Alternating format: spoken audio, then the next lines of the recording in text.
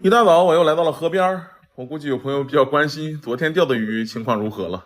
其实我并没有完全放任它们自由跳缸，而是在缸的3个面放置了木板，防止它们跳出来。毕竟是野生鱼，而且晚上那个灯呢是不关的，会有小虫吸引它们。早上来取竿的时候呢，没有发现任何一条鱼跳缸，但是玻璃上是有水渍的，这说明他们尝试过。好在小木板没有被顶掉，要不然现在地上该躺几位了。仔细的检查了一圈，的确没有发现有鱼跳出来。正当我拿着鱼竿准备出发的时候，突然意识到墙角那儿有个啥东西，原来是一条小马口，已经干巴了，它竟然跳这么远。哎，真是可惜了，我只能再去补充一些了。早上起来，这个天就已经很阴沉了，没钓多一会儿呢，就开始下小雨，吓得我赶紧跑回来了。用了大概半个小时，收获了4条小鱼，依旧是先洗浴后入缸。昨天没有介绍亚甲基蓝的碱液主要起的是什么作用。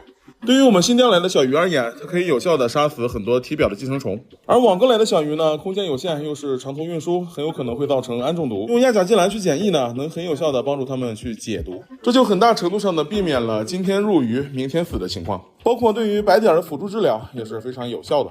所以我真的觉得亚甲基蓝是每一个养鱼人的必备。